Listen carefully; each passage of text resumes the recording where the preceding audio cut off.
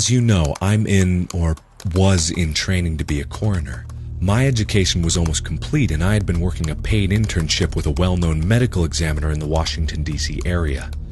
All that changed a few hours ago when I was fired from the office for refusing to participate in what I believed to be a cover-up, even though they warned me about consequences for leaking any information about this case. My conscience wouldn't be clear if I kept quiet. This is something people need to know. A few days ago, we received a call from the Metro Police about a possible body discovered on the Red Line. Since working here, we've responded to a few calls in the subway system. The first time, it was a woman who tripped over someone's rolling suitcase while trying to pass by on the escalators. She ended up with a broken neck. Twice we went out there for a heart attack, once for a late-night mugging that went bad. The poor guy was stabbed repeatedly in the stomach, even though he handed over his watch and wallet like the mugger requested. So far, I haven't seen anything especially gory, and it was a bit of a letdown when the dispatch officer said the man was found just sitting on the train. Is it wrong that I've been looking forward to a call about someone either jumping or being pushed in front of a train? The interesting thing is the wording of the dispatch request. Possible body. If the word possible is in front of body, maybe it's the paramedics that should be responding and not the coroner's office. When we arrived, the paramedics actually were on the scene, so we figured it was just a miscommunication and we were called out prematurely. Police tape blocked off the entire station platform. From our view at the top of the escalators, we could tell something wasn't right. The paramedics stood outside the door to the train car and they weren't actually doing anything except arguing and pointing at a body slumped up against a window inside. We could have left, but since it was a slow evening, we decided to take a look anyway just to see what was going on. As we approached, I overheard some of the conversation between the two paramedics. "He's dead, right?" said the older of the two. "Dead people don't do that." "Do what?" I thought. Once they saw us, they quickly agreed that the man was dead and promptly left the scene to us. Clearly, this wasn't a call they wanted to handle. I can understand that. The police weren't much help either. I chatted with the officers on the scene while the doc went in to take a look at the man on the train. One of the detectives commented that there weren't any clear signs of foul play. The witnesses all claimed that the guy just sat down like everyone else and then he stopped breathing. Natural causes, I thought. Seemed like a pretty cut and dry case, but when I looked over my shoulder at the doc, he seemed confused. "Look at this," he said to me as I walked into the train. As I approached, it seemed like the man was just napping, like a lot of train riders do when they know their stop won't be coming up for a while. "Look at what?" I asked. "His eyes." The man's head was forward, with his chin to his chest, so that I had to kneel down to get a good look at his face. As I'm doing this, the doc is talking out loud like he tends to do, just going over his mental checklist. "Not breathing, no pulse, his skin is cold to the touch, approximate time of death, 6 to 8 hours ago." I'm in the aisle of the train, trying to make do with a pin flashlight since the dim lighting on the train wasn't helping things much. The man's eyes were open, and they seemed to be staring at me.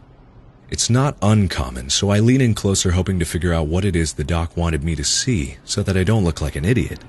And then he blinked. I jumped back as quick as a mongoose would jump away from a cobra. "What the fuck?" I tried to say. "Exactly," the doc said. "Gotta be a muscle spasm, right?" "You would think," he says. But watch this.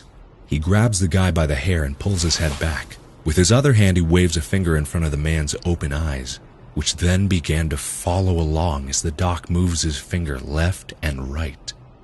Then the man looked at me and blinked again. "Have you ever seen anything like this before?" I ask. "Nope." "And he's dead?" "As a doornail." We let the officer in charge know that we couldn't determine the cause of death on site. A full autopsy would need to be performed to make any kind of determination. She made a note in the report that this body had a tendency to follow you with its eyes and occasionally blink. Off the record, she told me the whole case bothered her. The man, she said, didn't have any identification, credit cards, watch, jewelry, a phone, or even money. All they found on him was a train ticket and a napkin. Once we had him back at the office, we changed into our examination coveralls. I was asked to deal with his clothing. The man watched me the whole time as I stripped off his business suit. He even winked at me once. Also, a few odd things were noted about the clothing. First, he wasn't wearing any undergarments. Normally people wear a t-shirt, boxers, a brief, and socks. This guy wore none of those things, but for some reason, he had on 2 belts, one over the other.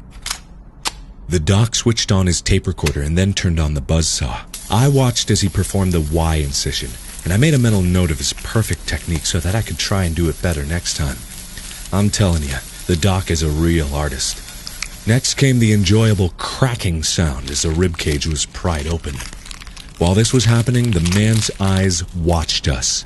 I could almost swear he was smiling too.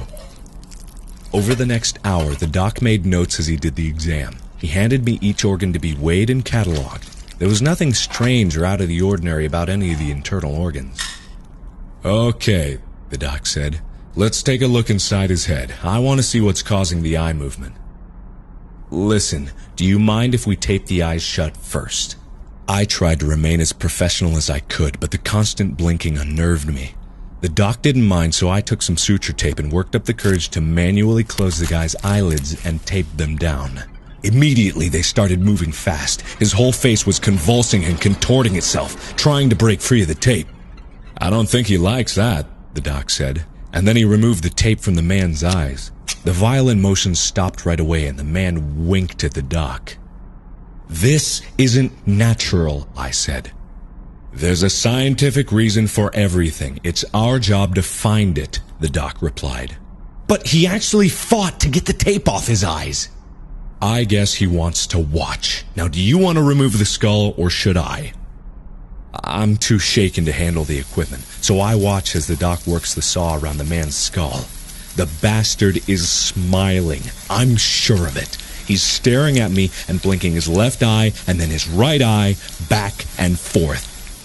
I hear the familiar popping sound caused by the top of a skull being pulled off. "Whoa. Okay," the doctor says. "What is it?" I ask as I'm walking around to see what he's seeing. The man's eyes follow me, of course. "I think I might have to call this one in." Dear God. The brain was missing. "Doc?" I ask. "Not now. Pack up and go home. I'll finish cleaning this up." He's saying this as he's already dialing a number on the phone. "But just go. I'll call you later." It isn't a request. I know when to shut up and listen. I make my way to the door knowing that the man is still staring at me. "And don't say anything to anyone." The doc never called me back. Each time I tried to reach him, it went to voicemail. I tried to go back the next day. Security won't let me in the building. They said I was to await further instructions while on paid leave. That was 4 days ago. This morning I hear a knock at my door.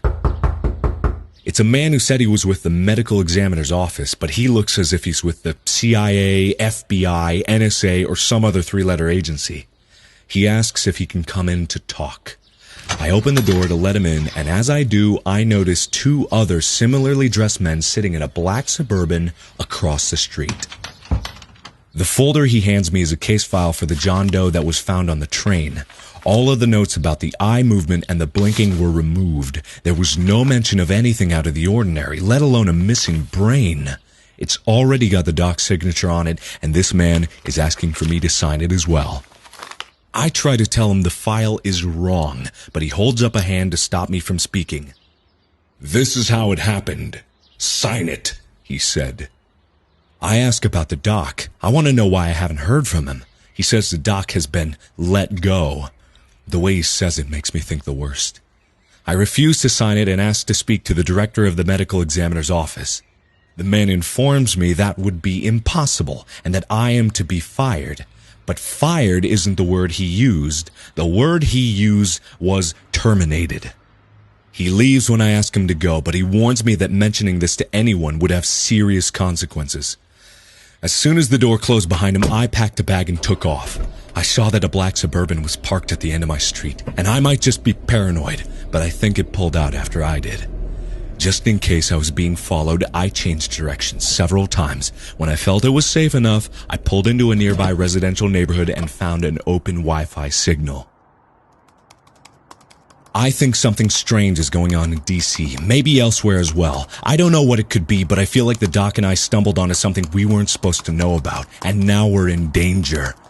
I found the doc's home number online. When I called, it went straight to voicemail. I tried to leave a message for him, but the line went dead once I began talking. If someone is monitoring my phone calls, it's possible my car is bugged too, and they already know exactly where I am. Again, maybe I'm just paranoid or crazy. Maybe there is a completely logical explanation for the Scarecrow corpse that stares and blinks and winks and smiles. I can't imagine how anything like that could exist or why. I'm scared. Really, really scared. I decided the only thing to do would be to write this and email it out to everyone I know. Hopefully this information will make it to someone. If you've received this and haven't heard back from me by tomorrow, then I'm probably dead, and you'll know what I've written is true.